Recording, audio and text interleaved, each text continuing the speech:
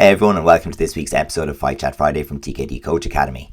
This week we're looking at long and short sparring stances, why you might choose one over the other, what the advantages and disadvantages are, and what might work for you. So if it's something that you're interested in, please stay with us for this episode.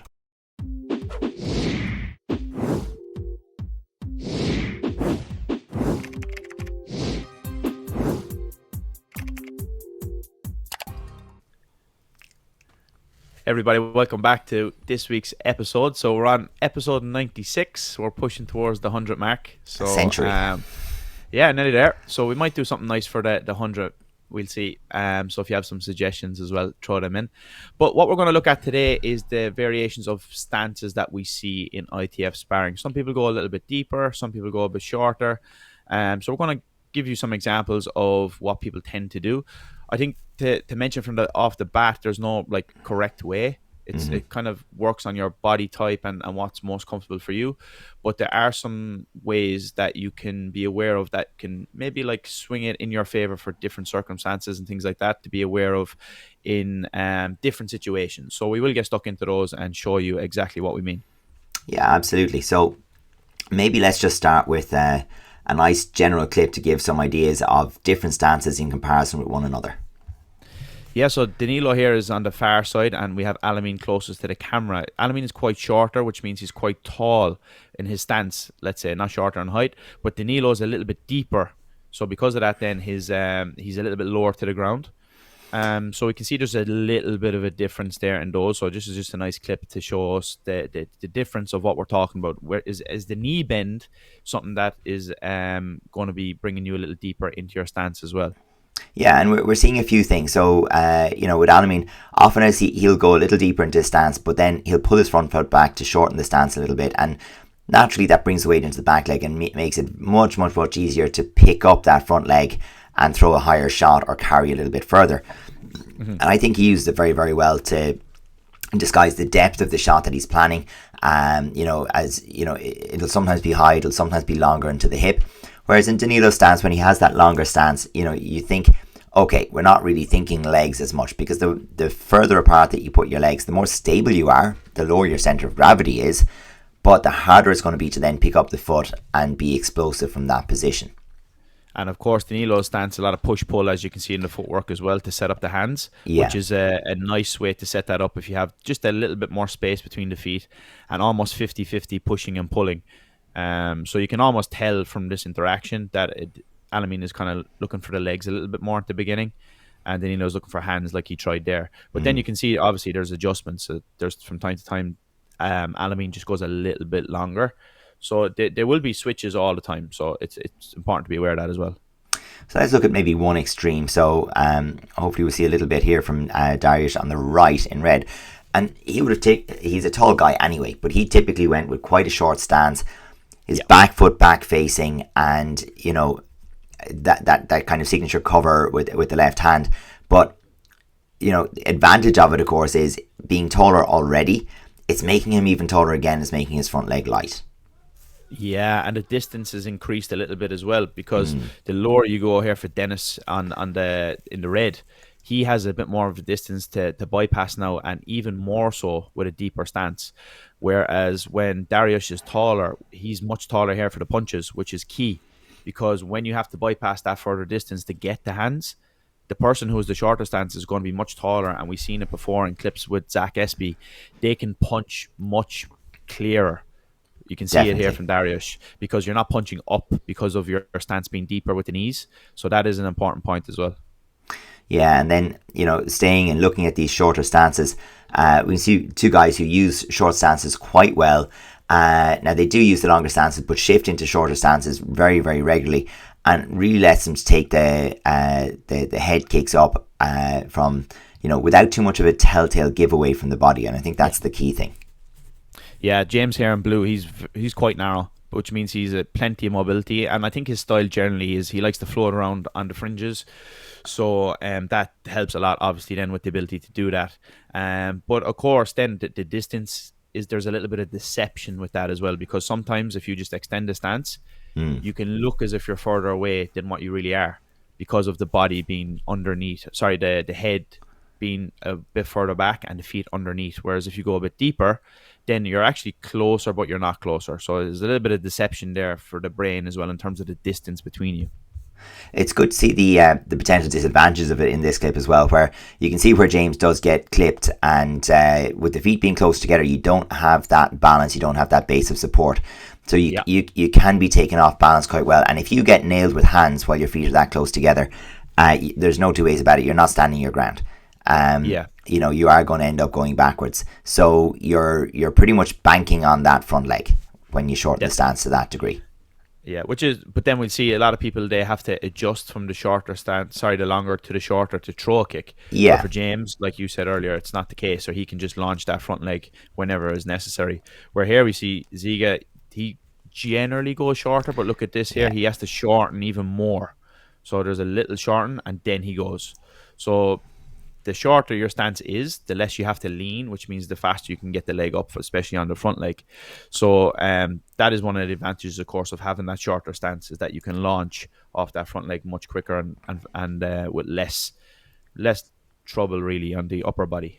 What I do like about how he shortens his stance, though, is the head is virtually still as he does it. Yeah. So in terms of like maintaining a nice intense stare on your opponent and being threatening with the hands and the rest of the body movement, he can cut a foot out of his stance without moving the upper body much and giving much of a tell on it. And, when you're like, I've not been in the ring with him, but when you're sitting at the ringside and coaching him, it's like, you don't think he's going to get as much reach out of that front leg as he does. And he does it because he shortens up. He really does hide that shortening, and it makes it much easier for him to drive off that back leg. A trick a lot of the top guys do, even potentially subconsciously, is they use the springboard effect of the front leg, or the trampoline effect, whatever you want to call it, where you see here he bounces up and down off the floor. Another person who does this really well is Julio Carlos. So he's able to use this really well. So you use like your front leg, bounce it to the ground, and use that trampoline effect off the floor to get you a little bit of spring, a little bit of momentum, but also you can shorten the stance without being noticed. We'll also see it as well when people are circling to their back, in very much a point style. Like if you make a very quick circling action, you cut the angle, and you'll find yourself, if your opponent doesn't react at the same speed as you're circling, it's very easy to suddenly find yourself just those 4 or 5 inches closer to where they're not at a comfortable distance anymore. Here's what we see as well, generally, actually, Adrian, is the people with the shorter stance try to have their hands lower. Do you notice that? The shorter the stance, the lower the hands tend to be. Where the people with the longer stance, the front hand tends to be a little higher. And I think that's just talking back to the intention of it. Very often that lower stance is intending to, with exceptions, it's intending to go to hands. We're just looking at some adjustment here as well. Where we have Timothy going from this, long push. That change of stance brings him into a longer stance for the back kick, and then his recovery out of it takes him again into a long stance to go to the hands again. And it's really, really important in this case to look at those deliberate choices. When do I need a short stance? When do I need a longer stance? Yeah, definitely. And I think it's important that between the shots, you notice that he's quite close with the feet, because he has the balance now to adjust quickly. So the top guys will do that. Once they get into range, they will have their feet nice and comfortable underneath them, so they can have that balance to pick the moment that they need to for the next shot. Let's have a look at longer stance for principally hands here first, and we'll have a look at someone who does kick well from a long and low stance. Yeah, so like you can tell that the knees are a big factor here, because the deeper you are, usually you tend to be in that lower stance. So again, we can see trying to get the hands a little bit and try to use the pushing and the pulling action to be quite solid on your foot. But a lot of deception here comes with this longer stance as well. So you don't know the correct distance on the flip side of this when you're in there. So that is one of the advantages of this longer stance when you're trying to use hands. Yeah, and I mean, the other thing with the long stance is and we'll see it in the next clip, from a defensive kicking point of view, your stance is basically also like a battery for time. So the way we put it, if you want to be quicker, be closer to your opponent. If you wanted to, more time, be further from your opponent. And the stance can kind of store that up a little bit. So if you can slip your front foot in and be a little closer to your opponent, you've just got faster. If you can take your weight onto your back leg as you retreat, you've just created more time for yourself to make that defensive shot. So if we're looking at where Toral was here as he goes backwards, if he takes if he's pressed and he takes his weight onto his back leg for a side kick from there, he has loads of time. Yeah. So and if he switches that to the shorter stance there, Adrian, he doesn't get that blitz. But look No. where his front foot is in all of these clips. His front foot is pretty much on the a foot opponent's away toe. from his opponent. Yeah, he's so close, but he doesn't look so close because of his upper body. So that is one of the advantages of this bigger stance, that you can cause a little bit of deception in terms of the distance and Yes. sneak into that range as well. Of course, you're going to be more balanced in terms of 50-50. So that is another advantage of that as well, that you can launch a little quicker. The Well, disadvantage, that you're not going to be as ready with the front leg if it's necessary. yes, absolutely. And we'll pick out this example of a guy who likes a low stance a lot of the time, but likes to load up the legs and do a little bit of work with the legs from it too. So in red, Luke Woods on the right of the screen there, I suppose, as we go through. But we can see quite a low and deep stance most of the time. But the attacking shots are, for the most part, it is side kick. It's in one particular fashion. It's the back leg turning kick, but he's very, very well set to make those defensive shots because he's so deep. The body is back. He has the back knee bent. He can take the weight into the back knee very easily, and it means that from very, very, very close, he can make the distance for that defensive shot. Yeah. And the thing with the deeper stance as well is it allows you to step more like this if you want to have that type of a game where there's pushing and pulling and try to set people up and set traps, that this deeper stance will allow more for that because you're a big threat when your knees are bent and you're loaded because you can launch a shot. Whereas if you're just kind of floating around and your feet are close, you're not much of a threat. Whereas if you're planted and you can load off the floor at any moment, like Luke is here, he's a big threat to Dennis. So Dennis has to react accordingly, which allows Luke to potentially set up some traps, which he's actually quite good at. Yeah, absolutely. Let's take a detour and turn the stance sideways. Yeah, so here's a manual in blue from USA, and he generally has a more of a mobility style to his defensive game, where you can see his feet generally are going a little bit closer, but he's able to use the legs well to counter as well. But he likes to pull his opponent around the ring and try to make them to overcommit and then try catch them off guard. So that is another way that you can use your stance as well effectively. Yeah, and I mean, and that's where once you turn sideways, the length isn't relevant. You need to avoid having the feet together for any period of time. You don't want to be caught as the feet come together.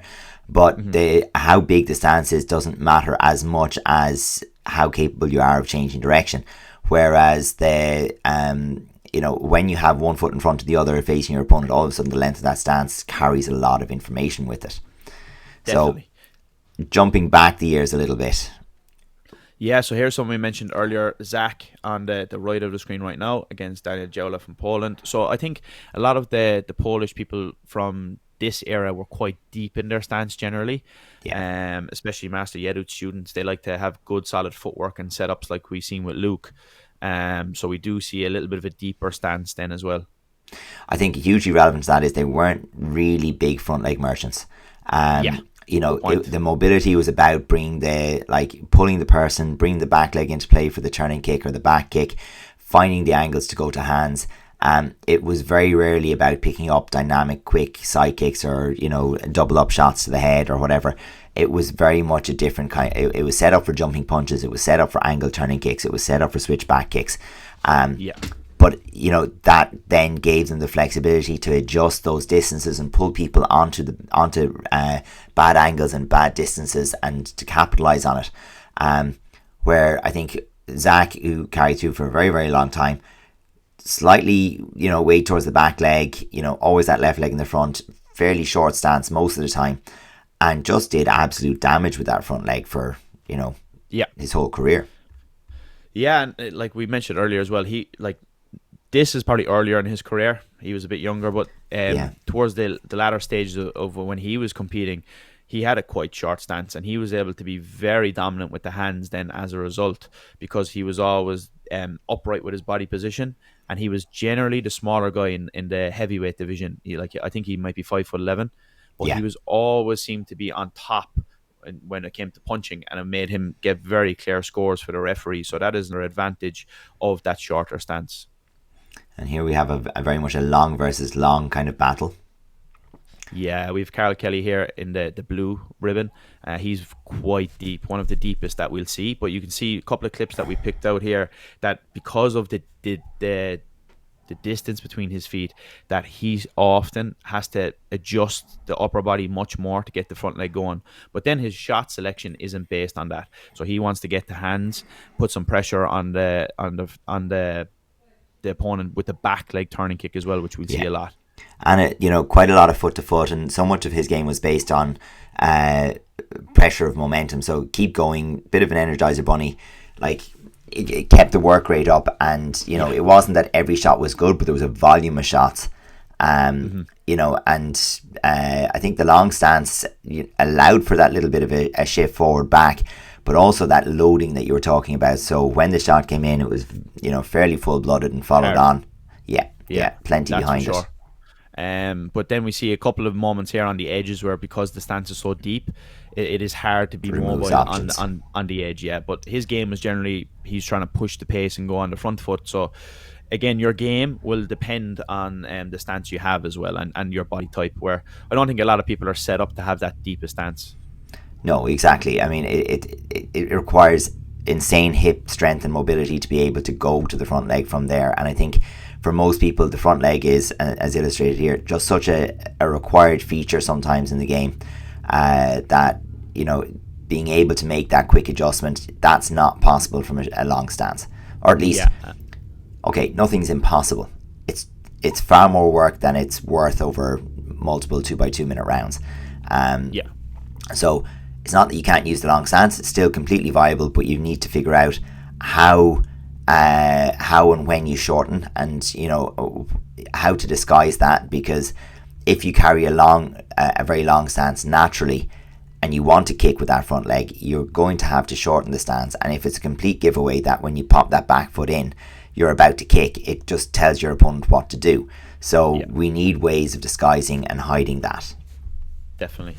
Yeah, so we see nice variations of all different types there. Again, I don't think there's like one size fits all. It's about what works for you, your style, your body. So getting the right style that suits you and the correct width it's a personal preference. And again, there will be adjustments. It won't be set that way the whole time. Yeah, and I think that's a really important thing to finish on, maybe, is because for very many of us, you learnt a sparring stance and guard when you started sparring. And that was maybe something that was in your coach's philosophy or in the club's way of training, and it may or may not have worked for you. And so one of the things that you'll need to explore is, when you go into those more open environments, what shots do you want to throw? How do you want to throw them? What kind of movement are you trying to generate? And that should kind of inform how your stance gets formed, changed, and so on. So have a look at yourself when you're looking back at your own sparring videos. See what it is that you naturally use, and look for, in particular, are you making big changes in your stance to throw particular shots, like a change of legs or a real step in or a shortening of the stance, and then see if there's a way that you could do that efficiently, using other shots to set you up, or do something that doesn't give the game away. Definitely. So you're looking at the launch off the floor with the front leg. You're looking at the mobility you want. Are you going to be more of a counter fighter moving around? You're also going to be looking at the deception. Are you going to be somebody who tries to set traps and lure people in, or are you going to be more of somebody who's on the front foot? So these are all things that you need to take into consideration when you're looking at your stance. So yeah, I think that we covered some good examples from this. So let us know in the comments if you favor the wider stance or the shorter stance, and what are your thoughts on each one. Excellent. Until then, of course, if there's any comments or questions, hit us up on the social media, drop a comment on this video, and otherwise we'll see you next Friday. See you in the next one.